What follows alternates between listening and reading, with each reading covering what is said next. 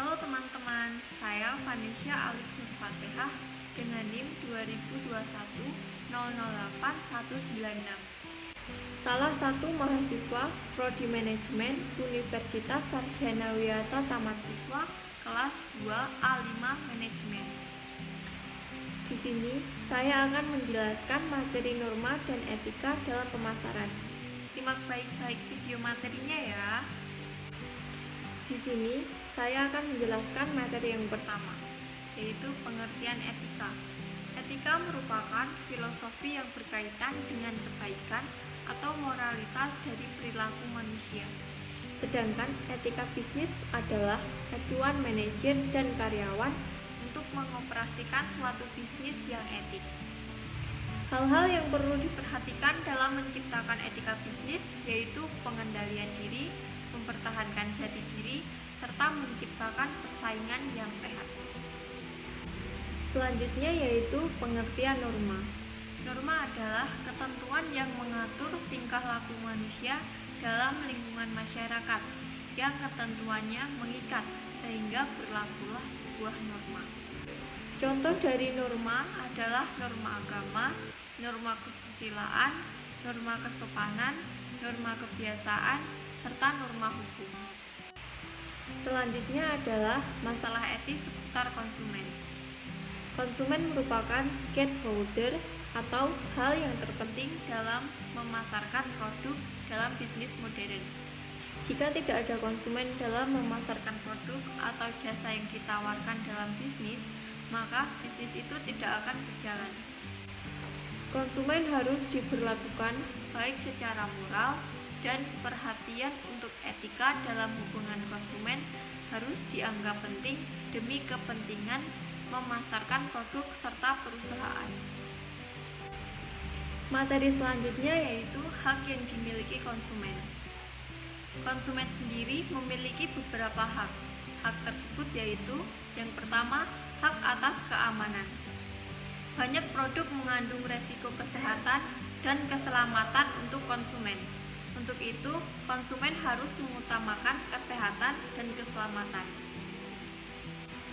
Yang kedua adalah hak atas informasi. Hak ini meliputi segala aspek pemasaran dan periklanan. Jika suatu produk diberi garansi dalam jangka waktu tertentu, segala syarat harus disampaikan dengan lengkap agar dapat diterima jelas oleh konsumen. Yang ketiga adalah hak untuk memilih. Konsumen berhak memilih antara berbagai produk dan jasa yang akan ia beli. Kualitas dan harga dari berbagai produk dan jasa yang ditawarkan bisa berbeda dalam suatu perusahaan. Yang keempat ada hak untuk didengarkan. Konsumen adalah orang yang membeli produk atau jasa yang kita pasarkan. Maka dari itu, konsumen berhak bahwa keinginan tentang produk atau jasa itu didengarkan dan dipertimbangkan jika adanya keluhan. Yang kelima ada hak lingkungan hidup. Melalui produk yang konsumen gunakan, konsumen berhak bahwa produk itu dibuat sedemikian rupa sehingga tidak mengakibatkan pencemaran lingkungan hidup. Yang keenam ada hak konsumen atas pendidikan. Masyarakat sanggup memberikan sumbangan yang artinya pada kehidupan ekonomi dan bisnis di pasaran. Semua hak konsumen ini disebut juga dalam Undang-Undang tentang Perlindungan Konsumen. Materi selanjutnya yaitu tanggung jawab bisnis untuk menyiapkan produk aman. Yang pertama ada teori kontrak. Hubungan produsen dan konsumen baik dilihat semacam kontrak dan kewajiban produsen terhadap konsumen didasarkan atas kontrak itu.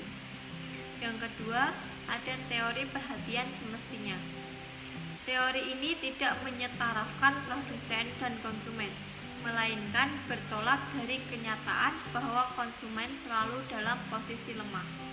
Karena produsen mempunyai jauh lebih banyak pengetahuan dan pengalaman tentang produk yang tidak dimiliki oleh konsumen.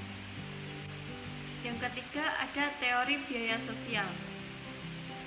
Kewajiban produsen untuk melangkah lebih jauh lagi Produsen bertanggung jawab atas semua kekurangan produk dan setiap kerugian yang dialami oleh konsumen dalam memakai sebuah produk. Materi yang terakhir yaitu tanggung jawab bisnis terhadap konsumen.